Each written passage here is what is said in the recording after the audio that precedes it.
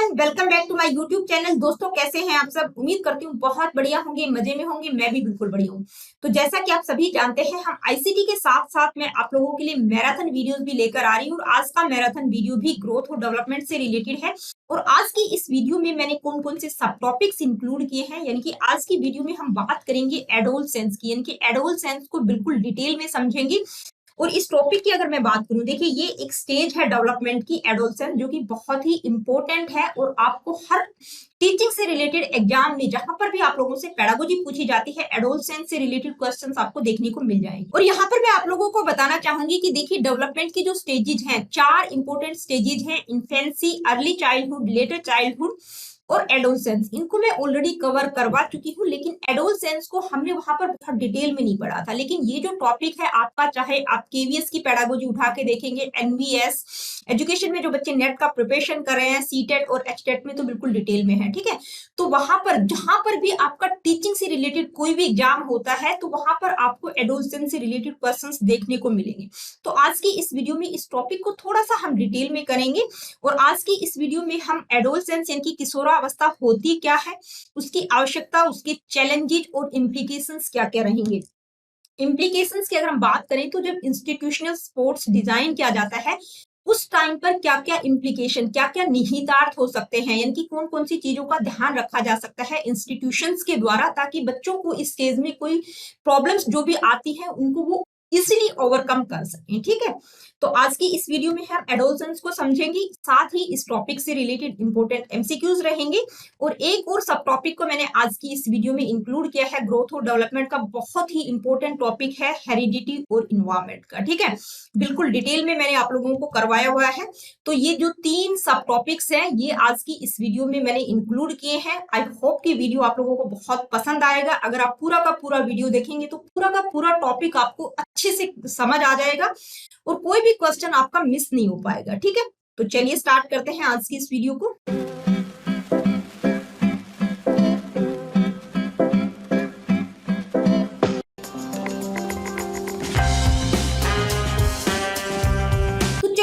करते हैं आज की इस वीडियो को। What is adolescence? देखिए, सबसे पहले हम एडोलसेंस को समझेंगे। एडोलसेंस को वैसे तो मैं करवा चुकी हूं, लेकिन आज का ये अलग से टॉपिक है, तो हम आज की इस वीडियो में इसी टॉपिक को डिटेल में समझेंगे। एडोलसेंस का मतलब क्या होता है? हिंदी में हम इसको कहते हैं किशोरा अवस्था। ठीक है, किशोरा अवस्था क्या होती है, इसके बारे में हम बेसिक जानेंगे। तो देखिए, एडोलसेंस जो शब्द है वो लैटिन वर्ड एडोल्सियर से निकला है, जिसका मतलब होता है to grow, to become mature, यानी कि जिसका मतलब क्या होता है? मैच्योरिटी की तरफ जाना, यानी कि बच्चा मैच्योरिटी की तरफ ग्रो कर रहा है। It is a stage that lies between the age of 12 to 18 years and ends between the age of 18 to 21 years. देखिए, इस स्टेज की शुरुआत 12 से 18 साल, यानी कि 12 साल के आसपास इसकी शुरुआत हो जाती है और इसका जो एंड पॉइंट होता है, यानी कि कब तक ये रहती है? 21 ईयर्स की एज तक। Adolescence is the transitional stage of childhood and adulthood when a child develops physically and psychologically into an adult. देखिए, एडोलसेंस यानी कि जो किशोरा अवस्था होती है, वो एक ट्रांजिशनल पीरियड होता है चाइल्डहुड और एडल्टहुड के बीच का। यानी कि ये अवस्था किसके बीच में होती है? चाइल्डहुड के बाद शुरू होती है और एडल्टहुड से पहले की।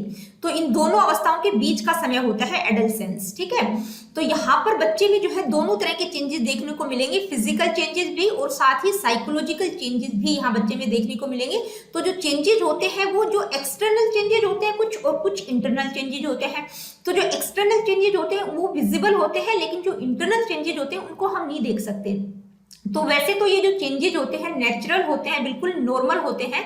और ये किसके कारण होते हैं? बच्चों में जो हार्मोन्स चेंज होते हैं उनके कारण इस तरह के चेंजेस देखने को मिलते हैं। तो एडोलसेंस जो है एक ऐसी स्टेज होती है जिसको स्ट्रेस और स्टॉर्म की स्टेज कहा जाता है। देखिए, बहुत बार आप लोगों ने सीटेट में देखा होगा, बहुत बार ये क्वेश्चन आ चुका है कि स्ट्रेस और स्टॉर्म की जो स्टेज होती है वो कौन सी होती है? तो वो एडोलसेंस होती है, यानी कि किशोरा अवस्था को हम आंधी तूफान की अवस्था कहते हैं। क्यों कहा जाता है? क्योंकि यहाँ पर बच्चों का कॉन्फ्लिक्ट स्पेशली अपने पेरेंट्स के साथ रहता है, मूडी होते हैं, इमोशनली जो है अनस्टेबल रहते हैं, कभी बहुत जल्दी स्ट्रेस ले लेते हैं, इनसिक्योर फील करते हैं। ठीक है, डिप्रेशन, एंजाइटी, ये सारी प्रॉब्लम उनको यहाँ पर रहती हैं। तो इसलिए जो है इसको क्या कहा जाता है? स्ट्रेस और स्टॉर्म की। और ज्यादातर टाइम जो है अपना बाहर अपने दोस्तों के साथ स्पेंड करना पसंद करते हैं।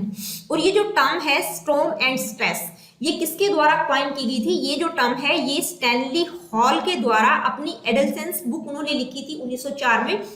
उसमें इस टर्म का उन्होंने यूज किया था कि ये जो अवस्था है ये स्ट्रेस एंड स्ट्रॉम की अवस्था है, जहां पर आप लोगों से ये मीनिंग भी पूछा जा सकता है कि जो टर्म यूज की गई है स्ट्रॉम एंड स्ट्रेस, स्ट्रॉम का क्या मतलब होता है, स्ट्रेस का क्या मतलब होता है, तो आप लोगों को पता होना चाहिए। स्ट्रॉम का मतलब होता है decrease level of self control, यानी कि तूफान इसलिए ले आते हैं क्योंकि उनका अपने ऊपर कंट्रोल नहीं रहता। और स्ट्रेस का मतलब क्या होता है? इंक्रीज लेवल ऑफ सेंसिटिविटी, यानी कि बहुत ज्यादा सेंसिटिव होते हैं इस स्टेज में, तो इसलिए इसको स्ट्रेस और स्ट्रॉम की अवस्था कहा जाता है। स्ट्रेस का मतलब क्या होता है, स्ट्रॉम का मतलब क्या होता है, ये आपको पता होना चाहिए। फादर ऑफ एडल्सेंस, यानी कि किशोरावस्था के फादर किसको कहा जाता है? तो वो कौन है? स्टैनली हॉल है। ठीक है। The term puberty is sometimes equated with adolescence.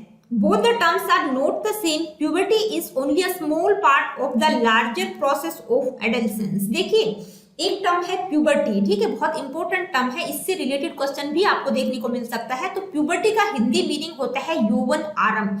तो कई बार क्या होता है, एडल्सेंस और प्यूबर्टी दोनों को एक ही चीज समझ लिया जाता है, तो दोनों टर्म बिल्कुल डिफरेंट है। प्यूबर्टी का मतलब होता है बच्चा एडल्सेंस की तरफ बढ़ रहा है, एक तरह से एडल्सेंस का स्मॉल पार्ट हम इसको कह सकते हैं, या इसके लिए हम अर्ली या प्री एडल्सेंस शब्द का प्रयोग कर सकते हैं। ठीक है, यानी कि जो 10 से 12 साल की उम्र होती है उसको क्या कहा जाता है? प्यूबर्टी टाइम कहा जाता है। तो एक तरह से जो किशोरा अवस्था होती है उसकी जो शुरुआत होती है उसको प्यूबर्टी टाइम कहा जाता है। तो प्यूबर्टी का मतलब क्या होता है? Is the process of physical changes through which a child's body matures into an adult body capable of sexual reproduction, यानी कि यहाँ पर बच्चे में कुछ फिजिकल चेंजेस देखने को मिलते हैं, यानी कि फिजिकली वो एक एडल्ट की तरह मैच्योरिटी उसमें दिखाई देती है, जहां पर बच्चे में सेक्सुअल रिप्रोडक्शन की कैपेबिलिटीज देखी जा सकती है। Most critical phase of a persons life, देखिए किसी भी व्यक्ति की लाइफ का बहुत ही क्रिटिकल फेज होता है ये जो एडल्सेंस स्टेज होती है। ये एडजस्टमेंट की प्रॉब्लम यहाँ बच्चों को रहती है, इसको अनरियलिज्म की स्टेज भी कहा जाता है। अनरियलिज्म क्यों कहा जाता है? क्योंकि जो किशोर होता है वो वास्तविक दुनिया में न रहकर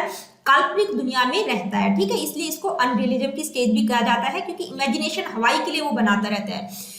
इसकी स्टेजेस की अगर हम बात करें तो 3 मेन स्टेजेस हैं, प्री एडल्सेंस, अर्ली एडल्सेंस और लेट एडल्सेंस। तो गर्ल्स में जो है प्री एडल्सेंस का जो टाइम पीरियड होता है वो क्या होता है, और बॉयज में क्या होता है, ये आप लोग एक बार देख लीजिएगा, क्योंकि एग्जामिनर इस तरह से क्वेश्चन पूछ सकते हैं। ठीक है, तो ये कुछ इंपॉर्टेंट टर्म्स थी जो कि एडल्सेंस से रिलेटेड थी, यानी कि एडल्सेंस होता क्या है, इसको क्या क्या कहा जाता है। अब हम बात करेंगे कैरेक्टरिस्टिक्स की। वैसे तो जो टर्म्स हमने डिस्कस की हैं उन्हीं के अंदर कैरेक्टरिस्टिक्स आ चुकी हैं, लेकिन फिर भी मैं आप लोगों को बता देती हूँ। तो यहाँ पर मैं बता दूं कि जो कैरेक्टरिस्टिक्स हैं एडल्सेंस की, यानी कि किशोरावस्था की जो विशेषताएं हैं, यहाँ पर मैंने सिर्फ 5-6 कुछ मेन कैरेक्टरिस्टिक्स डाली हैं। बाकी आप लोगों को जो कैरेक्टरिस्टिक्स हैं वो किस तरह से पढ़नी पड़ेगी, यानी कि जो हमने डोमेन्स डिस्कस किया था, फिजिकल, कॉग्निटिव, सोशल, इमोशनल और मोरल डेवलपमेंट जो हमने डिस्कस किया था, उसमें मैंने अलग अलग स्टेजेस के दौरान बच्चे में किस तरह के चेंजेस होंगे वो सारे बताए थे। तो जैसे फिजिकल डेवलपमेंट की जब हम बात करते हैं तो जब एडल्सेंस स्टेज होती है तो बच्चे में किस तरह की फिजिकल चेंजेस देखने को मिलेंगे। कॉग्निटिव डेवलपमेंट की जब हम बात करते हैं या कॉग्निटिव एस्पेक्ट की जब बात करते हैं तो एडल्सेंस के दौरान बच्चे में कॉग्निटिव लेवल पर क्या चेंजेस देखने को मिलेंगे, सोशली क्या चेंजेस देखने को मिलेंगे, इमोशनली क्या चेंजेस देखने को मिलेंगे और मोरली किस तरह के चेंजेस देखने को मिलेंगे। ये सारी कैरेक्टरिस्टिक्स मैं वहां पर समझा चुकी हूँ, उस वीडियो को आप जरूर देखिएगा। यहाँ मैं सिर्फ कुछ मेन कैरेक्टरिस्टिक्स आप लोगों को बता रही हूँ एडल्सेंस की, यानी कि किशोरावस्था की कुछ मेन विशेषताएं यहाँ पर मैं बता रही हूँ, जो कि पीछे हम डिस्कस भी कर चुके हैं। तो ये ट्रांजिशनल पीरियड होता है, बच्चे में फिजिकल और साइकोलॉजिकल चेंजेस देखने को मिलते हैं। टाइम ऑफ अनरियलिज्म, यानी कि अवास्तविकता का टाइम हम इसको कहते हैं। प्रॉब्लम एज इसको कहा जाता है। यहाँ पर बच्चे में प्राइमरी और सेकेंडरी सेक्स कैरेक्टरिस्टिक्स देखने को मिलती है। फिजिकल चेंजेस की हम बात कर चुके हैं, कुछ फिजिकल चेंजेस यहाँ बच्चे में देखने को मिलते हैं, क्योंकि बच्चा जो है चाइल्ड से एडल्ट की तरफ ग्रो कर रहा है, तो कुछ हार्मोनिकल चेंजेस उसमें आते हैं। Age of search for identity, यहाँ पर बच्चा अपनी पहचान बनाने की कोशिश करता है। इसके अलावा हीरोइज्म है, यानी कि हीरो वर्शिप की जो क्वालिटी होती है वो कौन से एस्पेक्ट के दौरान होगी, पीर प्रेशर रहता है या पॉलिटिकल पार्टीज का इन्फ्लुएंस रहता है, ये बहुत सारी कैरेक्टरिस्टिक्स है। ये अलग अलग डोमेन में मैंने आप लोगों को पढ़ाई है, तो उनको जरूर देखिएगा, तभी आप लोगों को ये जो टॉपिक है एडल्सेंस का अलग अलग एस्पेक्ट में कौन कौन सी कैरेक्टरिस्टिक्स देखने को मिलेंगी, तब अच्छे से आपको समझ आ जाएगा। अब हम बात करेंगे नीड्स ऑफ एडल्सेंट्स, यानी कि जो किशोर होता है उसकी आवश्यकताएं क्या क्या होती है। तो देखिए, वैसे अगर हम नीड्स की बात करें तो वो वेरी करती रहती है, लेकिन कुछ कॉमन नीड्स की यहाँ हम बात करेंगे, क्या क्या कॉमन नीड्स हो सकती हैं किशोरों की। फर्स्ट है फिजिकल एंड इमोशनल सेफ्टी की नीड, यानी कि शारीरिक और संवेगात्मक सुरक्षा की। तो जैसे ही बच्चा जो है प्यूबर्टी यानी कि अर्ली एडोलेसेंस में प्रवेश करता है, तो उसके सामने कुछ चैलेंजेस होते हैं, उनके इंटरपर्सनल रिलेशनशिप जो होते हैं उनमें उनको कुछ चैलेंजेस फेस करने पड़ते हैं। तो यहाँ पर बच्चे के लिए जो है सिक्योर और सपोर्टिव इन्वायरमेंट अगर हो तो वो फिजिकली और इमोशनली सेफ महसूस करेगा। तो बहुत जरूरी है फिजिकल और इमोशनल सेफ्टी की नीड। नेक्स्ट है आइडेंटिटी फॉर्मेशन। देखिए, जो किशोर होता है वो अपनी पहचान बनाने की कोशिश कर रहा होता है इस स्टेज में। तो जो बच्चा होता है, जो इंडिविजुअल होता है, वो अपनी आइडेंटिटीज, वैल्यूज और बिलीफ को एक्सप्लोर और एक्सप्रेस करने की कोशिश करता है। तो इस तरह की अपॉर्चुनिटीज की उसको आवश्यकता होती है ताकि वो अपनी पहचान का निर्माण कर सके, अपनी पहचान बना सके। नेक्स्ट है इंडिपेंडेंस एंड ऑटोनोमी, यानी कि स्वतंत्रता और स्वायत्तता की आवश्यकता। देखिए, as they move towards adulthood, यानी कि जब जो किशोर होता है वो एडल्टहुड की तरफ, वयस्क अवस्था की तरफ जा रहा होता है, तो उनको इस तरह की अपॉर्चुनिटीज दी जाए ताकि वो अपनी स्वतंत्रता और अपने आप को आत्मनिर्भर बना सके। इस तरह के अवसर उनको दिए जाने चाहिए, इस तरह के अवसरों की आवश्यकता उनको होती है। नेक्स्ट है रिलेशनशिप बिल्डिंग। देखिए, संबंध निर्माण की आवश्यकता। Adolescents need supportive relationships with peers, families and mentors to help them navigate the challenges of this stage of life. देखिए, जो किशोर होते हैं, जो एडोलेसेंट्स होते हैं, इस स्टेज में बहुत सारी चुनौतियों का सामना करते हैं। तो उनके जो रिलेशनशिप हैं वो अगर सपोर्टिव होंगे, उनके पेरेंट्स, उनके साथी और जो भी मेंटर्स हैं उनके अगर रिलेशनशिप सपोर्टिव होंगे, तो वो क्या कर पाएंगे कि इन चुनौतियों का सामना वो आसानी से कर सकते हैं। तो उनको सपोर्टिव रिलेशनशिप की भी आवश्यकता होती है। तो ये कुछ बेसिक नीड्स की हमने बात की। अब हम बात करेंगे चैलेंजेस ड्यूरिंग एडोलेसेंस। देखिए, किशोरावस्था के दौरान बच्चों के सामने क्या क्या चैलेंजेस आते हैं। तो कुछ कॉमन चैलेंजेस यहाँ पर मैं आप लोगों को बता रही हूँ। मेंटल हेल्थ, यानी कि मानसिक स्वास्थ्य से रिलेटेड प्रॉब्लम यहाँ बच्चों को फेस करनी पड़ती है। Stress, anxiety and depression are common during this period as adolescents face pressure to perform academically, socially and emotionally. देखिए, यहाँ पर जो किशोर होता है उसके ऊपर एकेडमिकली, सोशली और इमोशनली बहुत ज्यादा प्रेशर होता है, जिसके कारण वो स्ट्रेस, एंजाइटी और डिप्रेशन का शिकार रहता है। ये सारी प्रॉब्लम उसको फेस करनी पड़ती है। नेक्स्ट है substance abuse. Substance abuse is a significant risk factor for adolescents, particularly during times of stress and insecurity। देखिए, जो किशोर होता है जब वो बहुत ज्यादा प्रेशर में होता है, उसके ऊपर बहुत ज्यादा स्ट्रेस होता है या उसके अंदर जो है इनसिक्योरिटी की फीलिंग होती है, तो वो कुछ ना कुछ सब्सटेंस यूज करने लग जाते हैं। तो ये एक बहुत बड़ा चैलेंज है, यानी कि जैसे अल्कोहल या ड्रिंकिंग का वो सेवन करने लग जाते हैं ताकि अपनी जो भी स्ट्रेस, तनाव उनके ऊपर है उसको कम कर सकें। नेक्स्ट है रिस्क टेकिंग बिहेवियर। देखिए, कई बार क्या होता है, जो एडोलेसेंट होता है, जो किशोर बच्चा होता है, वो इस तरह के कामों में इंगेज हो जाता है जो कि बहुत ही रिस्की होते हैं, जैसे किसी ड्रग सप्लाई वगैरह में इंगेज हो जाते हैं या अनप्रोटेक्टेड सेक्स हम कह सकते हैं। वो ऐसे काम क्यों कर जाते हैं? क्योंकि वो सोचते हैं कि वो बहुत ज्यादा स्वतंत्र है और अपनी आइडेंटिटी या अपनी पहचान को बना सकते हैं, स्टैब्लिश कर सकते हैं। तो ये सब चीजें दिखाने के लिए वो रिस्की व्यवहार भी कई बार कर जाते हैं। नेक्स्ट है कॉन्फ्लिक्ट विद पेरेंट्स। देखिए, बच्चों का जो है, यानी कि जो किशोर होते हैं, उनका अपने पेरेंट्स के साथ बहुत ज्यादा कॉन्फ्लिक्ट रहता है, यानी कि उनके दोनों के विचार बहुत कंट्राडिक्टरी होते हैं। क्यों? क्योंकि पेरेंट्स कुछ कहना चाहते हैं, बच्चे बिल्कुल सुनना नहीं चाहते। वो अपने आप को एक तरह से इंडिपेंडेंट मानना शुरू कर देते हैं। वो क्या चाहते हैं? वो स्वतंत्रता और ऑटोनोमी, यानी कि स्वायत्तता चाहते हैं। वो किसी अथॉरिटी फिगर के अंडर काम नहीं करना चाहते। ठीक है। नेक्स्ट है मूड डिस्ट्रप्शन। देखिए, यहाँ पर जो किशोर होता है उसका जो मूड होता है वो बदलता रहता है, यानी कि किस कारण से बदलता है? एक तो हार्मोनल चेंजेस के कारण और दूसरा साइकोलॉजिकल स्ट्रेस की बात हम कर सकते हैं, यानी कि साइकोलॉजिकली भी उनमें कुछ चेंजेस देखने को मिलते हैं।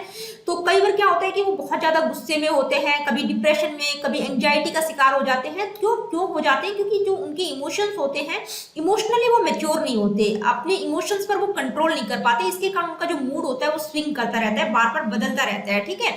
तो ये कुछ मेन चैलेंजेस की बात हमने की जो कि एडोलेसेंस के दौरान देखे जा सकते हैं। अब हम बात करेंगे implications for designing institutional sport. देखिए, पहले तो आप लोगों को इसका मतलब पता होना चाहिए।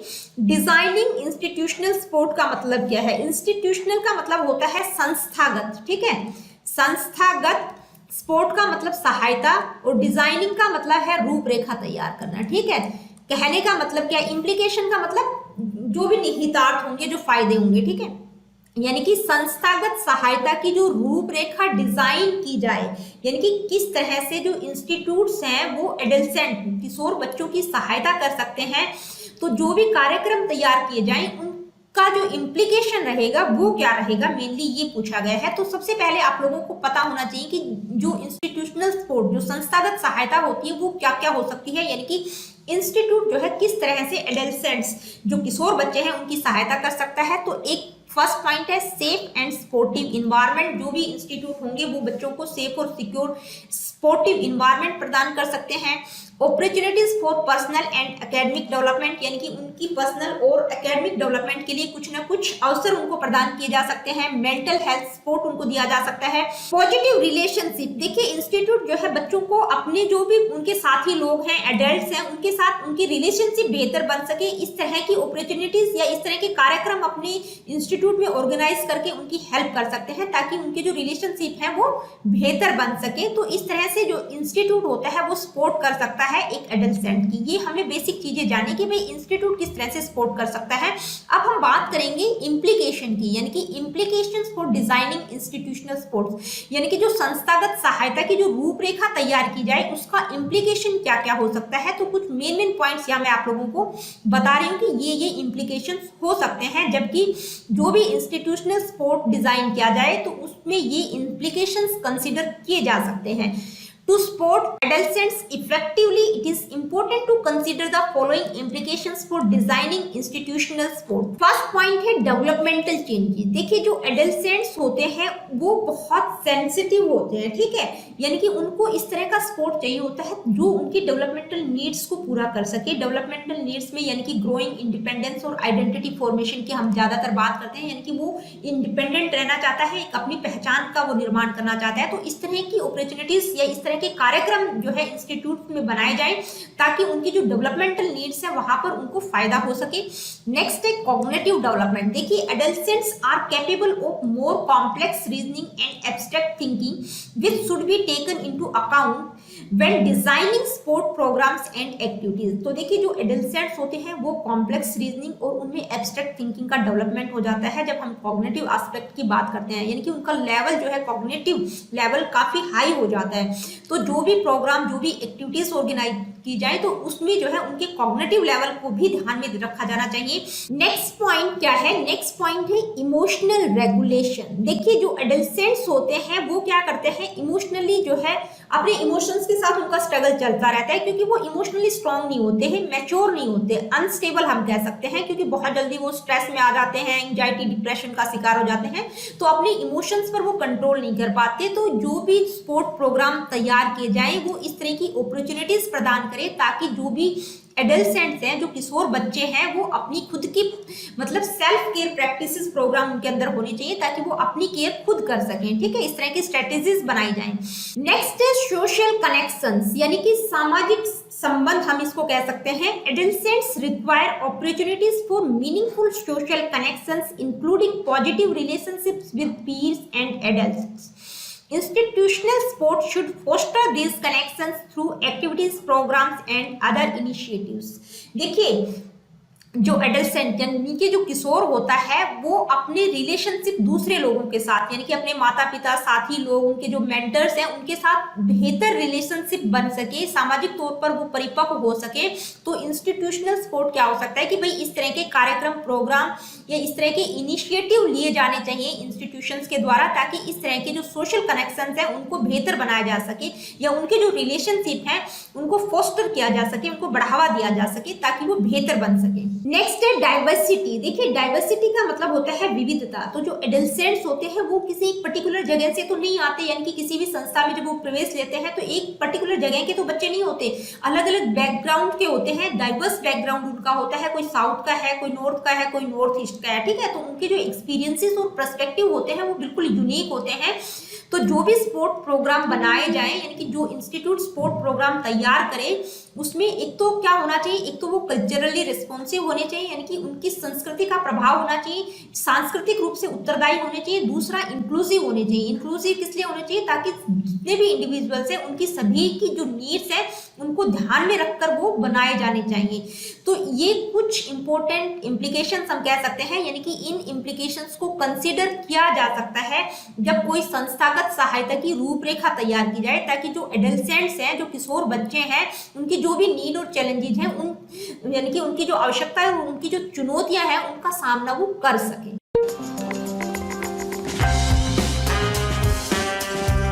तो चलिए स्टार्ट करते हैं आज की इस वीडियो को। Late me see what is the first question. Adjustment is the main problem of which stage. देखिए ये सब कुछ मैं एडोलसेंस में पढ़ा चुकी हूँ। अगर आप लोग उस वीडियो को देखेंगे तो किसी भी क्वेश्चन में आपको कोई प्रॉब्लम नहीं होगी। यानी कि जो समायोजन है वो किस अवस्था की समस्या होती है, एडजस्टमेंट की प्रॉब्लम कौन सी स्टेज में होती है, इन्फेंसी, चाइल्डहुड, लेटर चाइल्डहुड या एडोलसेंस। तो हमने पढ़ा था किसमें होती है, एडोलसेंस यानी कि किशोरावस्था के दौरान। नेक्स्ट क्वेश्चन है, which one of the following is not a developmental function of the adolescence. देखिए निम्नलिखित में से कौन सा किशोरावस्था का विकासात्मक कार्य नहीं है, यानी कि डेवलपमेंटल फंक्शन नहीं है एडोलसेंस का। Business selection, achieve object stabilisation, development of self identity, accepting physical changes. तो देखिए किस तरह के विकासात्मक कार्य इस स्टेज में देखने को मिलते हैं। बिजनेस सिलेक्शन, ये बिल्कुल सही है, यानी कि कुछ ना कुछ वो करने की कोशिश करता है। अचीव ऑब्जेक्ट स्टेबलाइजेशन, यानी कि वस्तु स्थिरीकरण प्राप्त करना, किसी ऑब्जेक्ट में स्टेबलाइजेशन, मतलब स्टेबिलिटी की तो बात हम बिल्कुल नहीं करते हैं किशोरावस्था में, तो ये तो बिल्कुल गलत है।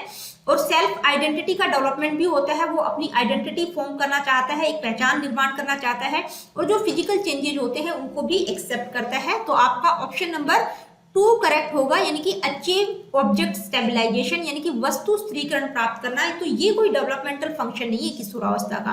आगे बढ़ते हैं, देखते हैं next question, what is the age range of the puberty stage. देखिए प्यूबर्टी का मतलब क्या होता है, यौवन अवस्था की आयु सीमा क्या होती है। तो ये एक तरह से हम इसको अर्ली एडोलसेंस कह सकते हैं। कितनी होती है, 10 to 12 years, 6 to 12 years, 11 to 16 years या 8 to 10 ईयर्स। तो देखिए प्यूबर्टी का जो टाइम पीरियड होता है वो लेटर चाइल्डहुड के बाद स्टार्ट हो जाता है, यानी कि जब बच्चा 9-10 साल का होता है उसके बाद उसका प्यूबर्टी टाइम पीरियड 11 या 12 की एज को हम क्या बोलते हैं, प्यूबर्टी बोलते हैं। यानी कि बच्चा यौवन की तरफ आगे कदम बढ़ा रहा है, एडोलसेंस की तरफ बढ़ रहा है। एक तरह से एडोलसेंस का स्मॉल पार्ट हम इसको कह सकते हैं। तो कब शुरू होता है, अर्ली एडोलसेंस, यानी कि 10 to 12 ईयर्स इसका टाइम पीरियड होता है। Let me see what is the next question. Adolescence ends between the ages of. देखिए जो किस आयु के बीच किशोरावस्था समाप्त होती है, यानी कि इसका जो एंड पॉइंट होता है वो क्या होता है, 21 to 25 years, 18 to 21 years, 10 to 12, 16 to 18 years. तो ये दोनों ऑप्शन तो बिल्कुल गलत है। तो जो किशोरावस्था की समाप्ति की एज होती है वो 21 ईयर्स तक खत्म हो जाती है, ठीक है। इसके बाद एडल्टहुड आ जाता है, तो आपका 18 to 21 ईयर्स। अगर आपसे शुरुआत पूछी जाती है तो आप क्या कहते हैं, 12 to 18 ईयर्स, और एंड पूछा जा रहा है तो 18 to 21 years. Late me see what is the next question. Adolescents have the right to a safe and sportive environment. What do you understand by this statement? यानी कि जो किशोर हैं, किशोरों को एक सुरक्षित और सहायक वातावरण का अधिकार है। आप इस कथन से क्या समझते हैं, यानी कि जो एडोलसेंट्स हैं उनके लिए सेफ और स्पोर्टिव इन्वायरमेंट होना चाहिए, ये उनका एक राइट है, ठीक है। तो आपका क्या मतलब है इस स्टेटमेंट से, आप इस स्टेटमेंट को किस तरह से समझते हैं।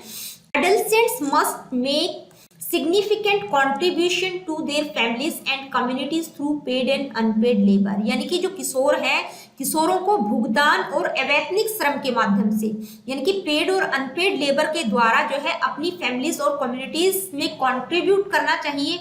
नेक्स्ट है, adolescence must be nurtured, trained and developed into productive citizens and leaders of tomorrow. यानी कि उनको इस तरह से नर्चर, ट्रेन और डेवलप किया जाना चाहिए, क्योंकि वो कल के नागरिक हैं और हो सकता है कल के लीडर, कल के नेता भी हों। इस तरह से उनको नर्चर किया जाना चाहिए। इस स्टेटमेंट का क्या ये मतलब है। नेक्स्ट पॉइंट है, adolescents should be provided with accurate and age appropriate information, guidance in skill building and empowerment, positive role models and tailored health services and counseling। तो देखिए जो किशोर हैं, किशोरों को स्टिक और आयु उपयुक्त जानकारी दी जानी चाहिए, कौशल निर्माण और सशक्तिकरण में मार्गदर्शन किया जाना चाहिए, सकारात्मक भूमिका मॉडल और अनुरूप स्वास्थ्य सेवाएं और परामर्श प्रदान किया जाना चाहिए। तो ये बिल्कुल सही है, इस स्टेटमेंट का यही मतलब है कि जो एडोलसेंट्स हैं उनको उनकी एज के अकॉर्डिंग जो है इंफॉर्मेशन दी जानी चाहिए, उनकी जो भी स्किल्स हैं उनके बारे में उनको गाइड किया जाना चाहिए, उनको एम्पावर किया जाना चाहिए, पॉजिटिव रोल मॉडल्स यानी कि इस तरह के मॉडल्स के उदाहरण उनको दिए जाने चाहिए जो सकारात्मक भूमिका निभा सके, और साथ ही जो है उनको अनुरूप स्वास्थ्य सेवाएं और परामर्श भी प्रदान किया जाना चाहिए। तो इसका मेनली यही मतलब है, तो आपका ऑप्शन नंबर 3 करेक्ट होगा। नेक्स्ट क्वेश्चन है,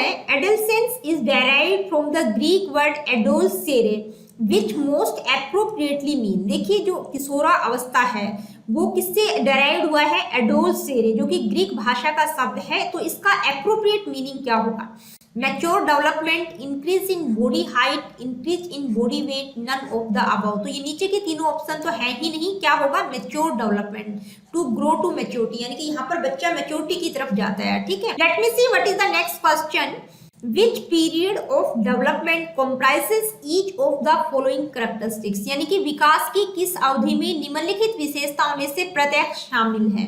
इस्टेब्लिशमेंट ऑफ इंडिपेंडेंस, यानी कि जहां बच्चा अपनी इंडिपेंडेंस को इस्टेब्लिश करने की कोशिश करता है, डेवलपमेंट ऑफ आइडेंटिटी, अपनी आइडेंटिटी को डेवलप करता है, और साथ ही उसमें एब्स्ट्रैक्ट थिंकिंग का डेवलपमेंट हो जाता है। तो ये किस अवस्था की विशेषताएं बताई गई हैं, middle childhood, late childhood, adolescence या अर्ली एडल्टहुड। तो किसकी विशेषताएं हैं, ये है एडोलसेंस, यानी कि ये सारी जो विशेषताएं हैं ये किसकी है, किशोरावस्था की।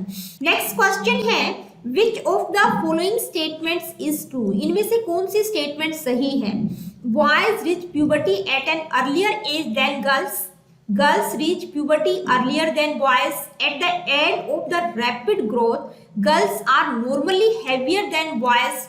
Between the age of 4 to 12, girls grow faster. क्या है, यानी कि जो लड़के होते हैं वो प्यूबर्टी में पहले पहुंचते हैं बजाय की लड़कियों के, पहली स्टेटमेंट ये है। ठीक है, दूसरी क्या है कि भाई लड़कियां प्यूबर्टी में पहले प्रवेश करती हैं, यानी कि उनमें यौवन आरंभ पहले होता है बजाय की बॉयज के। नेक्स्ट क्या है, at the end of rapid growth girls are normally heavier than boys, यानी कि जब रैपिड ग्रोथ का एंड पॉइंट होता है तो लड़कियां जो है हैवी हो जाती हैं, यानी कि वो भारी हो जाती हैं बजाय की बॉयज के। Between the age of 4 to 12 girls grow faster, यानी कि 4 से 12 साल की उम्र में जो है लड़कियां ज्यादा ग्रो करती हैं, इनका जो विकास होता है वो तेजी से होता है, उनकी जो वृद्धि होती है वो तेज होती है। तो कौन सी स्टेटमेंट सही है, तो देखिए प्यूबर्टी की हम बात कर रहे हैं, ये नीचे के 2 ऑप्शन तो बिल्कुल ही गलत हैं, तो इन दोनों में से एक करेक्ट होगा। तो यहाँ पर जब हम प्यूबर्टी की बात करते हैं तो लड़कियों में बजाय की लड़कों के जो यौवन आरंभ होता है वो पहले होता है, यानी कि प्यूबर्टी का जो टाइम पीरियड होता है वो लड़कियों में पहले दिखाई देता है बजाय की बॉयज के। तो आपका ऑप्शन नंबर 2 करेक्ट होगा, girls reach puberty earlier than boys. आगे बढ़ते हैं, देखते हैं next question, what are the 2 different periods that show rapid growth rate, यानी कि 2 टाइम पीरियड दिए गए हैं किनमें रैपिड ग्रोथ होती है, सबसे ज्यादा तीव्र गति से वृद्धि किसमें होती है, infancy and adolescence, adulthood and old age, infancy and childhood, adolescence and old age. देखिए जब हमने फिजिकल डेवलपमेंट पढ़ा था तो मैंने आप लोगों को वहां पर बताया था कि भाई जो इन्फेंसी टाइम पीरियड होता है उसमें जो है बच्चे की जो वृद्धि होती है वो बहुत रैपिड होती है, बहुत तीव्र गति से होती है, और दूसरी कौन सी स्टेज है, एडल्सेंस। तो 2 स्टेजेस, 2 पीरियड कौन कौन से हो गए, इन्फेंसी एंड एडल्सेंस। ये 2 पीरियड ऐसे होते हैं जहां पर जो वृद्धि होती है वो बहुत रैपिडली होती है। आपका ऑप्शन नंबर 1 करेक्ट होगा, infancy and adolescence. Let me see what is the next question, which of the following are the characteristics of an adolescent, यानी कि एक किशोर की कौन कौन सी विशेषताएं हो सकती हैं। ये कुछ विशेषताएं दी गई हैं, आपको बताना है कौन कौन सी एक एडल्सेंट यानी कि किशोर बच्चे की विशेषताएं हो सकती हैं। Increasing independence from adult control, यानी कि एडल्ट कंट्रोल से वो किसकी तरफ बढ़ते हैं, इंक्रीज करते हैं इंडिपेंडेंस, स्वतंत्रता चाहते हैं, ये बिल्कुल सही है भाई, इंडिपेंडेंस की तरफ वो बढ़ते हैं। रैपिड फिजियोलॉजिकल चेंजेस, यानी कि शारीरिक परिवर्तन बहुत तेजी से होते हैं। इमोशनली मैच्योर्ड, ये बिल्कुल गलत है क्योंकि इमोशनली मैच्योर्ड यहाँ पर नहीं होते, इस अवस्था को क्या कहते हैं, स्ट्रेस एंड स्ट्रॉम की अवस्था कहते हैं, यानी कि तो ये 3rd ऑप्शन आपका गलत होगा। Increase focus on activities with Pir groups, यानी कि उनके जो सहकर्मी समूह होते हैं उनके साथ वो किसमें इंगेज रहते हैं, जो भी एक्टिविटीज होती हैं में जो है वो इंगेज रहते हैं, फोकस करते हैं, तो ये बिल्कुल सही है। पीर ग्रुप्स के साथ तो बहुत ज्यादा इन्वॉल्वमेंट होता है, तो आपका ऑप्शन नंबर 4 भी करेक्ट होगा। तो कौन कौन सी विशेषताएं सही हैं? फर्स्ट करेक्ट है, सेकंड करेक्ट है, फोर्थ। तो यहाँ आपके ऑप्शन में जो है आपका ऑप्शन नंबर 4 करेक्ट होगा, first, second and fourth. Next question है, an adolescent who faces identity crisis and poor self esteem is often caused by, यानी कि एक किशोर जो पहचान के संकट और खराब आत्मसम्मान का सामना करता है, तो इसके पीछे का कारण क्या है, किस कारण से वो ये फेस करता है? अर्ली एक्सपीरियंसेस यानी कि जो शुरुआती अनुभव है उसके कारण, डेवलपमेंटल डिसऑर्डर के कारण, या नेगेटिविज्म के कारण, या अंडर अचीवमेंट के कारण। तो आपका कौन सा ऑप्शन करेक्ट होगा? आपका ऑप्शन नंबर 4 करेक्ट होगा, क्योंकि जो कुछ वो अचीव करना चाहता है अगर वो अचीव नहीं कर पाता तो उसके कारण वो आइडेंटिटी क्राइसिस और पुअर सेल्फ एस्टीम को फेस करता है। और ये शब्द आइडेंटिटी क्राइसिस किसके द्वारा यूज किया गया है? मैंने इरिक इरिक्सन की थ्योरी में आप लोगों को बताया था। ये बहुत ही फेमस टर्म है जो इरिक इरिक्सन के द्वारा यूज की गई है। कौन सा? पहचान का संकट। Let me see what is the next question. Which psychologist coined the terms storm and stress in adolescence, यानी कि किस मनोवैज्ञानिक ने किशोरा अवस्था में तूफान और तनाव शब्द गढ़ा था? यानी कि किसने कॉइंड किया था? क्लार्क हल, Lawrence Kohlberg, Stanley hall, Jerome Bruner. तो किसके द्वारा? ये तो हम सभी जानते हैं किसके द्वारा क्वाइन किया गया था? Stanley hall. और स्टैनली हॉल को ही जो है फादर ऑफ एडोलेसेंस भी कहा जाता है। नेक्स्ट क्वेश्चन है, according to WHO which age group falls in adolescence. देखिए WHO के अनुसार यानी कि वर्ल्ड हेल्थ ऑर्गेनाइजेशन के अनुसार किशोरा अवस्था किस आयु वर्ग में आती है? WHO ने कौन सी एज ग्रुप डिसाइड किया है एडोलेसेंस का? 10 to 20, 10 to 24, 15 to 24 या 10 to 19। तो देखिए WHO के अनुसार जो एडोलेसेंस का एज ग्रुप है वो है 10 to 19। बहुत ही सिंपल और इंपॉर्टेंट क्वेश्चन है, पूछा जा सकता है। नेक्स्ट क्वेश्चन है, Which of the following is not a major challenge faced by adolescents? देखिए निम्नलिखित में से कौन सा किशोरों के सामने एक बड़ी चुनौती नहीं है? नहीं की बात की गई है, ठीक है। Delinquency, substance abuse, eating disorders, insecurity and dependency. तो डेलिंक्वेंसी की जब बात करते हैं तो अपराध वो कोई ना कोई कर देते हैं, ये एक चैलेंज है। सब्सटेंस एब्यूज भी यानी कि मादक द्रव्यों का सेवन भी करते हैं। ईटिंग डिसऑर्डर, भोजन संबंधी विकार, तो ये बिल्कुल गलत है क्योंकि ईटिंग डिसऑर्डर उनमें नहीं होता है, यानी कि खाने से संबंधित किसी तरह का चैलेंज उनके सामने इस स्टेज में नहीं होता है। तो ईटिंग डिसऑर्डर की प्रॉब्लम या ईटिंग डिसऑर्डर का जो चैलेंज होता है वो कौन सी स्टेज में होता है? एडल्टहुड में, ठीक है। तो आपका ऑप्शन नंबर 3 करेक्ट होगा। एक ईटिंग डिसऑर्डर एक मेजर चैलेंज हम नहीं कह सकते। Late me see what is the next question. A girl student shows talent and interest in science, but her parents are pushing her to take humanities stream. What advice would you suggest to the girl? एक छात्रा विज्ञान में प्रतिभा रुचि दिखाती है, लेकिन उसके माता पिता उस पर मानविक स्ट्रीम यानी कि ह्यूमैनिटीज स्ट्रीम लेने का दबाव डाल रहे हैं। आप उस लड़की को क्या सलाह देना चाहेंगे? ऑप्शंस है, to listen to her parents यानी कि वो अपने माता पिता की बात को सुने, to be focused on her favourite subjects या सिर्फ अपने फेवरेट सब्जेक्ट पर फोकस करें, talk to her parents and point out her talent यानी कि उस लड़की को अपने पेरेंट्स से बात करनी चाहिए, उसको अपने टैलेंट के बारे में उनको बताना चाहिए, encourage her to try for scholarship यानी कि उसे छात्रवृत्ति लेने के लिए इनक्रेज करेंगे ताकि वो अपनी जो है अपनी पसंदीदा सब्जेक्ट के बारे में आगे अध्ययन कर सके, उसके बारे में स्टडी कर सके। तो आपकी नजर में कौन सा ऑप्शन करेक्ट होगा? तो इस क्वेश्चन का मैं आंसर आप लोगों को बिल्कुल नहीं बताऊंगी, आप मुझे कमेंट करके बताएंगे कि कौन सा ऑप्शन सही है। तो दोस्तों आज की वीडियो में इतना ही। अगली वीडियो में हम इसी सीरीज का नेक्स्ट टॉपिक डिस्कस करेंगे। हमारा नेक्स्ट टॉपिक होगा role of primary and secondary socialisation. तो मिलती हूँ आप लोगों से अपनी अगली वीडियो में। Be happy and keep smiling. देखिए अगर वीडियोस आप लोगों के लिए इन्फॉर्मेटिव है, हेल्पफुल है, तो please like share and do subscribe the education classes. किसी प्रकार का क्वेश्चन, क्वेरीज या कुछ फीडबैक आप मुझे देना चाहते हैं, do comment in the comment section.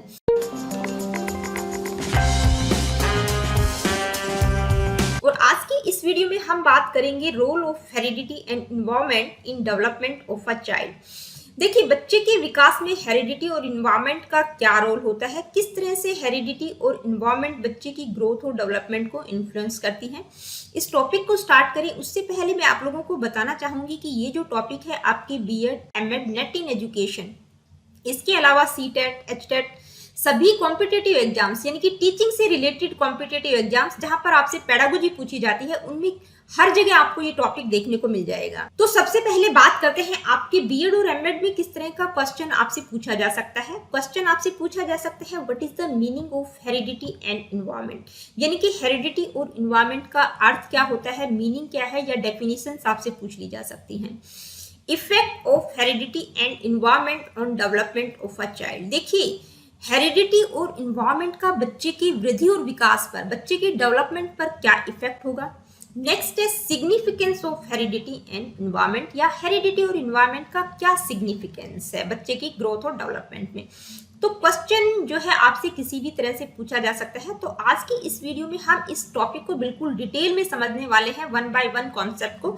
तो सबसे पहले हम बेसिक इंट्रोडक्शन की बात करते हैं, यानी कि जो इंडिविजुअल पर्सनैलिटी है वो किस तरह से बनती है। तो जो किसी भी व्यक्ति का व्यक्तित्व है उसमें जो है दो फैक्टर अहम रोल अदा करते हैं, एक होती है हेरिडिटी और दूसरा होता है इन्वायरमेंट। यानी कि जो ह्यूमन पर्सनैलिटी होती है वो इन दो फैक्टर्स का प्रोडक्ट होती है, हेरिडिटी और इन्वायरमेंट। कुछ केसेस में क्या होता है कि हेरिडिटी ज्यादा इन्फ्लुएंस करती है बच्चे की ग्रोथ और डेवलपमेंट को, कुछ केसेस में ऐसा होता है कि इन्वायरमेंट जो होता है वो स्ट्रांगली इन्फ्लुएंस करता है बच्चे की ग्रोथ और डेवलपमेंट को। लेकिन एक बच्चे का जो डेवलपमेंट है वो इन दोनों के इंटरेक्शन पर आधारित होता है, यानी कि इन दोनों का इंटरेक्शन, हेरिडिटी और इन्वायरमेंट का इंटरेक्शन बच्चे की ग्रोथ और डेवलपमेंट को बहुत ज्यादा इन्फ्लुएंस करता है। तो हेरिडिटी जो है बच्चे की पोटेंशियलिटीज को डिटरमाइन करती है, और इन्वायरमेंट का क्या रोल है, इन्वायरमेंट क्या करता है, बच्चे के अंदर जो पोटेंशियलिटीज हैं, यानी कि माता पिता के थ्रू जो ट्रेट्स बच्चे में आए हैं उनको विकसित होने में, उनको एक्सटेंड करने में इन्वायरमेंट का अहम रोल होता है। तो सबसे पहले हम बात करते हैं व्हाट इज हेरिडिटी, यानी कि हेरिडिटी क्या होती है। तो हेरिडिटी का मतलब होता है वो जेनेटिक फैक्टर्स जो पेरेंट्स के थ्रू उनके बच्चों में आते हैं, जैसे बच्चे का फेस अपीयरेंस है, या बच्चे का स्किन कलर है, या किसी प्रकार की कोई डिजीज भी हो सकती है। तो हेरिडिटिकली बच्चों में किस तरह से ट्रेट आते हैं, उसका प्रोसेस क्या होता है, एक बार उसको समझते हैं। तो हम सभी जानते हैं कि जो 23 पेयर्स ऑफ क्रोमोसोम्स होते हैं वो फादर में होते हैं, 23 पेयर्स ऑफ क्रोमोसोम्स मदर में होते हैं। तो इनमें से जो 22 पेयर्स होते हैं फादर और मदर के वो ऑटोसोम्स होते हैं, यानी कि वो सेक्स डिटरमाइन नहीं करते। तो 23rd पेयर होता है वो सेक्स डिटरमाइन करता है, उसको एक्स और वाई क्रोमोसोम कहा जाता है। तो फादर में जो 23rd पेयर होता है वो होता है एक्स वाई क्रोमोसोम, और मदर में होता है एक्स एक्स क्रोमोसोम। अब बच्चे का कैसे पता चलेगा कि बच्चा लड़का है या लड़की, तो ये टोटली फादर पर डिपेंड करता है, क्योंकि फादर से ही एक्स और वाई क्रोमोसोम आता है, मदर से सिर्फ एक्स ही आएगा, चाहे लड़का हो या लड़की। तो अगर फादर से एक्स क्रोमोसोम आता है और मदर से भी एक्स आता है तो जो बच्चा होगा वो लड़की होगी। अगर फादर से वाई क्रोमोसोम आता है और मदर से एक्स आता है तो जो बच्चा होगा वो लड़का होगा। तो इस तरह से ये पूरा का पूरा प्रोसेस होता है। तो अब बात करते हैं लॉज ऑफ हेरिडिटी की, यानी कि हेरिडिटी के कुछ कॉमन लॉज हैं। यहाँ हम 3 मेन लॉज की बात कर रहे हैं। फर्स्ट है लाइक बिगेट लाइक, यानी कि समानता का नियम। इस लॉ के अकॉर्डिंग क्या होता है, जो ट्रेट्स होते हैं वो एक स्पीसीज से दूसरे स्पीसीज में हूबहू ट्रांसफर होते हैं, यानी कि ह्यूमन बींग्स के जो बच्चे हैं वो ह्यूमन बींग्स ही होंगे, एनिमल्स के जो बच्चे हैं वो एनिमल्स ही होंगे, डॉगी का जो बेबी है वो पपी होगा, कैट का किटन ही होगा। नेक्स्ट है लॉ ऑफ वेरिएशन। तो लॉ ऑफ वेरिएशन का मतलब होता है विभिन्नता का नियम, यानी कि पेरेंट्स में जो ट्रेट्स हैं जरूरी नहीं है वो सारे के सारे ट्रेट्स बच्चे में हूबहू ट्रांसफर हो जाएं, उनमें कुछ वेरिएशन आ सकता है, विभिन्नताएं हो सकती है। मान लीजिए किसी बच्चे के पेरेंट्स संगीत में बहुत अच्छे हैं, लेकिन जरूरी नहीं है उनका बच्चा संगीत में अपने पेरेंट्स की तरह बहुत एडवांस हो। नेक्स्ट है लॉ ऑफ रिग्रेशन। तो देखिए लॉ ऑफ रिग्रेशन के अकॉर्डिंग क्या होता है, इसको हम कहेंगे प्रत्यागमन का नियम। इस लॉ के अकॉर्डिंग क्या होता है कि किसी बच्चे के पेरेंट्स मान लीजिए बहुत ही हाईली इंटेलेक्ट हैं, लेकिन जरूरी नहीं है वो बच्चा अपने पेरेंट्स की तरह बहुत ही हाईली इंटेलिजेंट हो। उसके पेरेंट्स अगर सोशली एडवांस्ड हैं, बहुत इंटेलिजेंट हैं, लेकिन बच्चा एवरेज हो सकता है। तो लॉ ऑफ रिग्रेशन ये कहता है कि जरूरी नहीं है अगर पेरेंट्स बहुत ज्यादा इंटेलिजेंट है तो बच्चा भी उतना ही इंटेलिजेंट हो, वो एवरेज हो सकता है या वो डाउन भी जा सकता है। तो देखिए यहाँ हमने देखा व्हाट इज हेरिडिटी, हेरिडिटी का प्रोसेस और और लॉस ऑफ हेरिडिटी। अब हम बात करेंगे रोल क्या है हेरिडिटी का, यानी कि आनुवंशिकता का प्रभाव किस तरह से पड़ता है बच्चे की ग्रोथ और डेवलपमेंट में।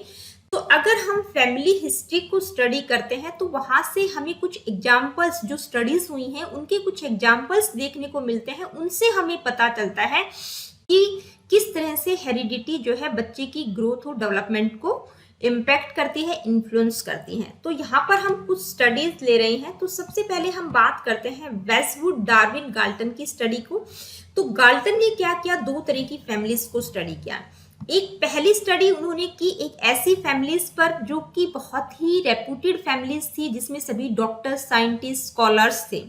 तो ये देखने को मिला कि उनके जो बच्चे हैं वो भी उसी तरह की एबिलिटीज को एक्सप्रेस कर रहे हैं, उनमें भी उसी तरह की एबिलिटीज हैं। दूसरी जो स्टडी थी उन्होंने क्या किया, एक ऐसी फैमिली को लिया जो बहुत ही फीबल माइंडेड और क्रिमिनल टाइप की थी, यानी कि लो इंटेलिजेंस लेवल था। तो उनकी जो फैमिली मेंबर थे नेक्स्ट जनरेशन के, तो वो भी उसी तरह की एबिलिटीज को दिखा रहे थे, यानी कि उनकी जो नेक्स्ट जनरेशन थी उसमें भी इसी तरह की एबिलिटीज थी, वो भी फीबल माइंडेड और क्रिमिनल टाइप के थे। आगे बढ़ते हैं, आगे हम देखते हैं कोल पियर्सन की स्टडी को। तो कोल पियर्सन ने क्या किया, जो गाल्टन ने स्टडी की थी उसी स्टडी को उन्होंने आगे एक्सटेंड किया और उन्होंने किसी एक फैमिली की 5 सक्सेसिव जनरेशन्स को लिया और उसके मेंबर्स को स्टडी किया। तो उन्होंने क्या देखा, उन स्टडीज में उन्होंने पाया कि वो सभी की सभी जनरेशन, यानी कि 5 सक्सेसिव जनरेशन क्या थी, रॉयल सोसाइटी ऑफ इंग्लैंड थी, यानी कि वो सभी की सभी बहुत अच्छी एबिलिटी शो कर रहे थे, इंटेलिजेंट थे, उनका आईक्यू लेवल बहुत अच्छा था, सभी के सभी स्कॉलर्स थे। नेक्स्ट है ड्यूक फैमिली स्टडी। तो देखिए इस स्टडी को डगडेल ने कंडक्ट किया था और ड्यूक क्या होता है, एक फिशरमैन होता है, उसका जो बच्चा होता है, उसका जो बेटा होता है, उसकी शादी एक ऐसी औरत से हो जाती है जो कि डिजेनरेटेड फैमिली से थी। तो उसके बाद ये देखा गया कि उनके जो बच्चे थे वो भी लो इंटेलिजेंस और क्रिमिनल माइंडेड थे। तो ये जो स्टडीज हैं इनके आधार पर हमें ये पता चलता है कि जो हेरिडिटी है वो बच्चे की ग्रोथ और डेवलपमेंट को बहुत ज्यादा इन्फ्लुएंस करती है। तो देखिए इन स्टडीज के आधार पर हमने देखा कि किस तरह से हेरिडिटी बच्चे की ग्रोथ और डेवलपमेंट को इन्फ्लुएंस करती है। अब बात करते हैं इन्वायरमेंट की। तो इन्वायरमेंट होता क्या है, इन्वायरमेंट का इन्फ्लुएंस क्या रहेगा। तो सबसे पहले बात करते हैं what is the meaning of environment. तो इन्वायरमेंट का मतलब होता है हमारे आसपास की सराउंडिंग से, यानी कि वो सभी एक्सटर्नल फोर्सेस जो बच्चे की ग्रोथ और डेवलपमेंट को इन्फ्लुएंस करते हैं, वो सारे के सारा हमारा इन्वायरमेंट होता है। इसमें हमारा physical, intellectual, social, moral, economic, cultural background क्या है, ये सारे के सारे फैक्टर्स इन्वायरमेंट के अंतर्गत आते हैं। यानी कि हमारा घर परिवार का माहौल कैसा है, हमारा सोशल इकोनॉमिक कंडीशंस कैसी हैं, मोरल वैल्यूज क्या है, किस तरह के कल्चरल बैकग्राउंड से हम आते हैं। तो ये सारे के सारे फैक्टर्स इन्वायरमेंट का एक हिस्सा है। और इन्वायरमेंट क्या करता है कि जो हमारी इन्नेट एबिलिटीज होती हैं उनके लिए सर्कमस्टांसेस प्रदान करता है, यानी कि उनको एक्सटेंड करता है। अगर बच्चे की इन्नेट एबिलिटीज अच्छी है और इन्वायरमेंट भी अच्छा मिल जाता है तो उसका ग्रोथ और डेवलपमेंट जो होगा वो बहुत ही बेहतर होगा। अब बात करते हैं इन्वायरमेंट का रोल क्या है। तो यहाँ पर हम कुछ स्टडीज जो हुई है उन्हीं से हमने कुछ एग्जाम्पल्स लिए हैं, जिनके आधार पर हम ये देखेंगे कि किस तरह से इन्वायरमेंट जो है बच्चे की ग्रोथ और डेवलपमेंट को इन्फ्लुएंस करता है। तो यहाँ हमने देखिए जो स्टडीज हुई हैं वो इंसेक्ट्स पर भी हुई हैं, ह्यूमन बींग्स पर भी हुई हैं। तो यहाँ हमने जो एग्जाम्पल लिया है वो लिया है होगो फिश का। तो होगो फिश एक ऐसी फिश है जो इंक्यूबेशन के टाइम अगर उसको एबनॉर्मल टेम्परेचर मिलता है तो वो 2 आंखों की बजाय 1 आईज डेवलप करती है। तो ये जो है इन्वायरमेंट का इन्फ्लुएंस है, क्योंकि अगर उसको इंक्यूबेशन के टाइम एबनॉर्मल टेम्परेचर मिलता है तो उसके कारण ये होता है। दूसरा एग्जाम्पल यहाँ हमने लिया है एक वुल्फ बॉय, जो कि रामू जो है एक वुल्फ बॉय होता है और वो क्या करता है कि वो वुल्फ्स के बीच में रहता है। तो उसकी जो हैबिट है, खाना खाने का तरीका, बोलने का तरीका, रहने का तरीका, चलने का तरीका, वो सब कुछ जो है वुल्फ की तरह करता है, यानी कि वो वॉक करने की बजाय क्राउल करता है, इसी तरह से चलता है। तो ये क्या प्रूव करता है कि एक व्यक्ति के डेवलपमेंट में, एक ह्यूमन बीइंग के डेवलपमेंट में जो है इन्वायरमेंट का बहुत ज्यादा इन्फ्लुएंस होता है। तो अभी तक हमने बात की role of heredity and role of environment की। यानी कि हेरिडिटी किस तरह से बच्चे की ग्रोथ और डेवलपमेंट को इन्फ्लुएंस करती है और वातावरण का क्या रोल होता है बच्चे की ग्रोथ और डेवलपमेंट में। अब हम बात करेंगे relative role of heredity and environment की, यानी कि हेरिडिटी और इन्वायरमेंट दोनों ही फैक्टर मिलकर किस तरह से बच्चे की ग्रोथ और डेवलपमेंट को इन्फ्लुएंस करते हैं। तो अगर हम बात करें रिलेशनशिप की तो इनमें मल्टीप्लिकेशन का रिलेशनशिप है, यानी कि दोनों फैक्टर मल्टीप्लाई हो जाते हैं, किसी भी चीज के इन्फ्लुएंस को दुगना कर देते हैं। मान लीजिए एक बच्चे को हेरिडिटी बहुत अच्छी मिली है, उसको इन्वायरमेंट भी बहुत अच्छा मिला है, तो उसका जो ग्रोथ और डेवलपमेंट होगा वो बहुत ही बेहतर होगा। और एक बच्चे को हेरिडिटी अच्छी मिली है लेकिन उसको इन्वायरमेंट अच्छा नहीं मिला, तो हेरिडिटी कहीं ना कहीं सुप्रेस हो जाती है, यानी कि उसको फ्लॉरिश होने का मौका नहीं मिलता। यानी कि वातावरण अच्छा नहीं है तो हेरिडिटिकली जो क्वालिटी बच्चे में है, जो इनेट पावर बच्चे में है, वो कहीं ना कहीं दब कर रह जाती है। किसके कारण? Due to the effect of environment. तो हम लास्ट में कंक्लूड करके यही कहेंगे कि ये दोनों फैक्टर मिलकर जो है बच्चे की ग्रोथ और डेवलपमेंट को इन्फ्लुएंस करते हैं। इनका इंटरेक्शन बच्चे की ग्रोथ और डेवलपमेंट को इन्फ्लुएंस करता है।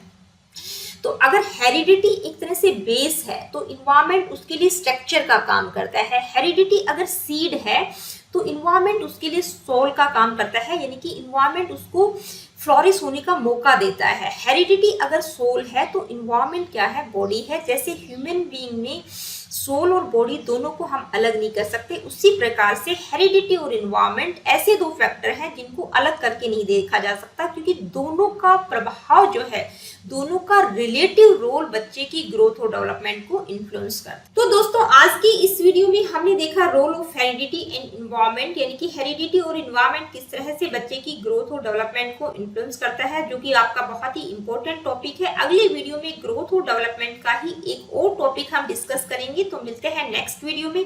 अगर आप लोगों की कोई क्वेश्चन, क्वेरीज या किसी प्रकार की कोई फीडबैक आप मुझे देना चाहते हैं तो प्लीज कमेंट करके मुझे बताइएगा। और अगर वीडियो इंफॉर्मेटिव हो, आप लोगों के लिए हेल्पफुल हो, तो please like, share and do subscribe the education classes.